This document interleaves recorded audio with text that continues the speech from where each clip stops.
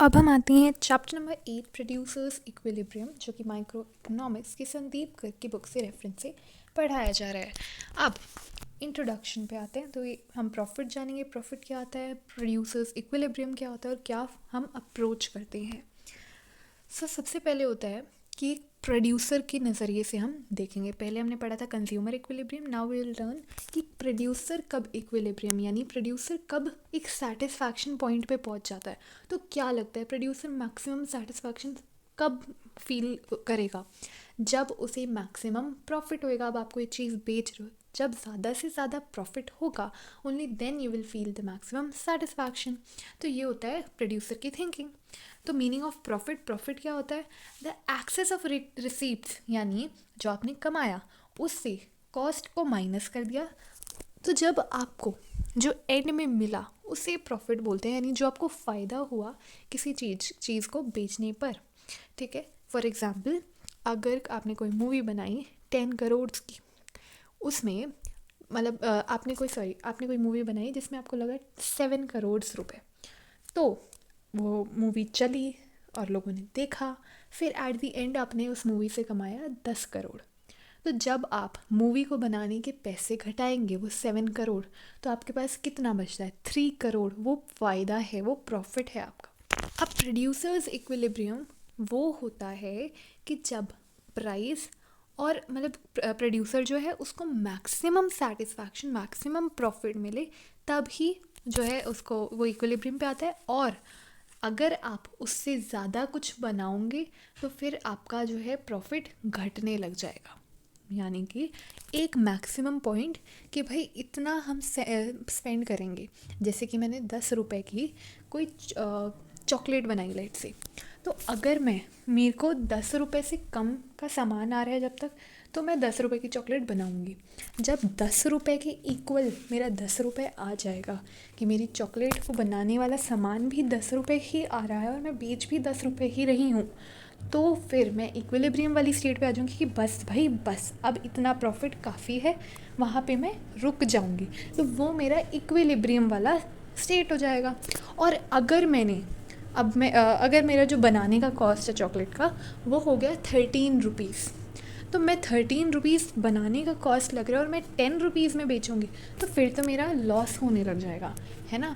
ये वाली स्टेट, इसी को बोलते हैं प्रोड्यूसर्स इक्विलिब्रियम, यानी वो बस वाली स्टेट कि बस अब रुक जाओ, और अब इससे ज़्यादा अगर आप बढ़ाओगे तो आपका डिक्लाइन शुरू हो जाएगा, यानी लॉस शुरू हो जाएगा।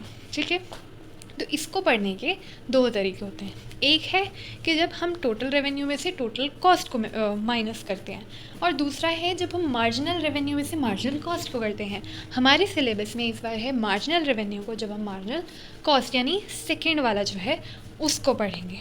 अब तो ये इसी अप्रोच में, यानी जो सेकेंड अप्रोच है हमारा, इसी में हम दो तरीके पढ़ेंगे दो सिचुएशंस के ऊपर। पहला है कि जब प्राइस कांस्टेंट, यानी प्राइस सेम चलता रहेगा, कि अगर आप 10 रुपए में बेच रहे हैं तो वो 10 ही चलता जाएगा हर बारी, तो ये होता है परफेक्ट कंपटीशन में। ठीक है, कि जब सेम एक फिक्स्ड प्राइस रखा हुआ है। दूसरी सिचुएशन है कि व्हेन प्राइस फॉल्स, यानी प्राइस गिरने लग जाए as we increase the output. अब हम एक सेलर के उससे भी सोच के देखें, मेरा जितना ज़्यादा से ज़्यादा सामान बिकेगा उतना ज़्यादा प्रॉफिट होगा ना मेरा, तो मेरा गोल तो यही होगा कि मैं अपना सारा सामान बेच दूँ। तो अगर मेरा ज़्यादा से ज़्यादा सामान बिकेगा तो प्रॉफिट भी तो मिलेगा ना मेरे को। तो किसी कंज्यूमर को, कोई मेरे सामने ख़रीदार आया है, मेरी चॉकलेट्स ख़रीद रहा है, तो उसको उन सारी की सारी या ज़्यादा से ज़्यादा चॉकलेट ख़रीदवाने के लिए मैं जो टोटल कॉस्ट है उस चॉकलेट का, कि जैसे 3 चॉकलेट सर आप चलो 20 रुपये में ले लो, ठीक है, तो ये मैं क्या कर रही हूँ, ये मैं थोड़ा सा कम कर रही हूँ प्राइस, ताकि वो ज़्यादा चॉकलेट ख़रीद ले और मेरा प्रॉफिट हो पाए। तो ये दूसरी कंडीशन है कि जब जो सेलर है वो अपना माल ज़्यादा बेचने के चक्कर में प्राइस कम कर देता है, एंड ये भी केस नहीं है कि तब लॉस होता है उसको, तब उसको प्रॉफिट ही हो रहा होता है। ये केस होता है इम्परफेक्ट कंडीशन में। तो सबसे पहले हम पढ़ेंगे, पहले हम ये पढ़ते हैं कि मार्जिनल रेवेन्यू, ये वाला जो सेकेंड अप्रोच है, इसको ओवरऑल पढ़ते हैं। ठीक है, वो दो सिचुएशंस फिर हम बाद में पढ़ते हैं। तो मार्जिनल रेवेन्यू में से, मार्जिनल रेवेन्यू क्या होता है? मार्जिनल रेवेन्यू यानी मैंने 7 रुपीज़ लगे मेरे को चॉकलेट बनाने क्या सामान ख़रीदने में, and I sold it for ₹10, तो जो मेरे को ₹10 मिले हैं ख़रीदार से, that is my marginal revenue. और मार्जिनल कॉस्ट होता है कि मार्जिनल क्या, मैं ओवरऑल रेवेन्यू और कॉस्ट बता रही हूँ। सो कॉस्ट होता है वो 7, ठीक है, जो मेरे को बनाने में लगा। तो जब मैं 10 - 7 करूँगी तो मेरे को पता चल जाएगा कि मेरा जो प्रॉफिट है वो हो जाएगा ₹3 का। तो यही बोला है कि मार्जिनल यानी एक और एक्स्ट्रा यूनिट जो होती है, तो मार्जिनल रेवेन्यू की एक रेवेन्यू, टोटल रेवेन्यू में जो एक और एक्स्ट्रा यूनिट है, जब हम उसमें से एक और एक्स्ट्रा यूनिट वाला जो MC है, मार्जिनल कॉस्ट है, उसको माइनस करेंगे, तो तब हम कैसे इक्विलिब्रियम पे पहुंचते हैं। तो इसमें बोला है कि 2 कंपोनेंट्स होते हैं जो हमें इंश्योर करने पड़ते हैं। जब ये 2 चीज़ें फुलफ़िल हो जाएं तो हम इक्विलिब्रियम में पहुंच गए। अब जैसे मैंने एग्जांपल दिया था चॉकलेट का, कि मैं 10 रुपीज़ की चॉकलेट बेच रही हूँ और अगर मेरे को 7 रुपये लग रहे हैं बनाने में, तो मैं बनाऊँगी। 8 रुपये लग रहे हैं उस चॉकलेट की सामान ख़रीदने में मेरे को खुद को, और फिर बेचने में मेरे को प्रॉफिट हो रहा है फिर वो 2 रुपये का, मैं तब भी बनाऊँगी। मैं 9 रुपये अगर सामान में लग रहा है और मैं 10 रुपये में बेच रही हूँ, तब भी लूँगी मैं। अगर मेरे को 10 रुपये लग रहे हैं सामान को ख़रीदने में और मैं 10 रुपये का बेच रही हूँ, तो वो मेरा एक मैक्सिमम पॉइंट हो जाएगा कि बस इससे ज़्यादा अब नहीं बेचूँ मैं, ये मैक्सिमम मैंने बेच दिया, ठीक है, इससे ज़्यादा नहीं बेच रहा मैं। तो जब मेरा MR यानी जो मेरा टोटल मिला है 10 रुपये इज़ इक्वल टू MC यानी बनाने का कॉस्ट मेरे को वो भी 10 रुपये अगर लगा है, तो जब ये दोनों इक्वल कंडीशन आ जाए तो मैं इक्विलिब्रियम पे आ जाती हूँ, ठीक है। तो ये चीज़ पहले हमें इंश्योर करनी है जब भी हम चेक करेंगे कि प्रोड्यूसर इक्विलिब्रियम में है या नहीं। और दूसरी चीज़ है कि इसके बाद जब मैं MC = MR ये आ गया, 10 रुपये = 10 रुपये आ गया, इसके जस्ट बाद अगर मेरा MC MR से बड़ा आ रहा है, क्या आ रहा है, अगर अब मेरे को 11 रुपये लग रहे हैं बनाने में और मैं बेच रही हूँ 10 रुपये का, तो मेरे को लॉस हो रहा है 1 रुपये का। तो इसके बाद जब इक्विलिब्रियम पे पहुँचने के बाद जब मेरे को लॉस होना शुरू हो जाए, ये भी मेरे को इंश्योर करना है कि तभी हम चेक करेंगे कि प्रोड्यूसर इक्विलिब्रियम वाला पॉइंट वो MC = MR ये वाला पॉइंट है कि नहीं। क्योंकि MC = MR आ जाए और अगर इसके बाद MR कम आने लग जाए, इसके बाद MR MC से कम आ रहा है कि चलो कोई नहीं, प्रॉफिट उसके बाद भी हो रहा है, ऐसा आ गया कि 10 रुपये = 10 रुपये, फिर पता चला अच्छा बनाने की कॉस्ट मेरी हो गई वापस से 7 रुपये, ठीक है, तो ये फिर मेरा प्रोड्यूसर इक्विलिब्रियम वाला पॉइंट नहीं होगा। मेरा प्रोड्यूसर इक्विलिब्रियम का पॉइंट तभी होगा जब एंड वाला, इसके जस्ट बाद MC = MR के जस्ट बाद MC बड़ा आने लग जाए, बनाने का कॉस्ट मेरा बड़ा आने लग जाए MR से। अब हम पहली कंडीशन पे आते हैं कि जब प्राइस कांस्टेंट होता है, प्राइस एक ही चलता रहता है कि मैं 10 रुपये है तो मैं 10 रुपये में ही बेच रही हूँ, किसी को बार्गेनिंग वगैरह नहीं करने दे रही या ज़्यादा खरीदवाने के लिए चक्कर में अपना प्राइस नहीं कम कर रही। तो यहाँ पे हम टेबल में देख सकते हैं कि आउटपुट हमारे 6 के 6, प्राइस है हमारा 12, तो प्राइस को हम AR भी बोलते हैं वैसे तो, पर यहाँ पे AR का कोई काम नहीं है। अब प्राइस = AR होता है और AR = MR होता है जब हम परफेक्ट कॉम्पिटिशन में होते हैं। ये हमने रेवेन्यू चैप्टर में सीखा था कि AR = MR = price when we are in perfect competition. So यहाँ पे वी कैन सी कि प्राइस और ये जो MR वाली लिस्ट है ये भी इक्वल है, ठीक। अब वी विल चेक, तो MR यहाँ पे MR से हम TR भी बना सकते हैं क्योंकि MR को प्लस करते जाओ हर बारी, तो ये TR आ गया। और अब ये MC दे रखा है, MC को प्लस करते जाएंगे हर बारी तो हमारा TC आता जाएगा। अब प्रॉफिट देखेंगे कि प्रॉफिट कब होएगा, प्रॉफिट का फॉर्मूला बेसिकली, तो TR में से TC जब हम घटा देंगे तो हमारे ये प्रॉफिट ये शो कर रहा है। अब ये सारी चीज़ें तो बना ली, अब हम आते हैं, अब हम चेक करेंगे ये कौन सा वो पॉइंट है जब हम इक्विलिब्रियम पे आ जाते हैं। तो यहाँ पे वी कैन सी कि जो second output, when we produce second output, then MR is equal to MC, this we can see. लेकिन we also need to ensure कि इसके बाद MC MR से बड़ा आने लग जाना चाहिए। लेकिन अब तो ऐसा नहीं हो रहा है इसके बाद। इसका मतलब ये इक्विलिब्रियम वाला पॉइंट नहीं है। अगर हम और नीचे देखें तो एक और पॉइंट है जब ये दोनों MR is equal to MC, जो कि फिफ्थ आउटपुट पे है।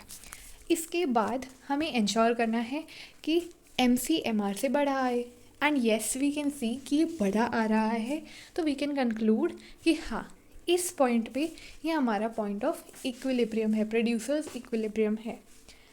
तो ये ग्राफ पे भी दे हैव शोन, यहाँ पे प्राइस AR MR तीनों सेम है, इसीलिए इन्होंने प्राइस, रेवेन्यू, कॉस्ट, ये सब इन्होंने Y से रिप्रेजेंट किया, और जो आउटपुट यानी क्वांटिटी है वो X एक्सिस पे रिप्रेजेंट किया है। तो वी कैन सी कि ये कांस्टेंट जा रहा है, चाहे हम कितनी क्वांटिटी ले, ये 12 रुपीज़ में यानी कांस्टेंट बेच रहा है।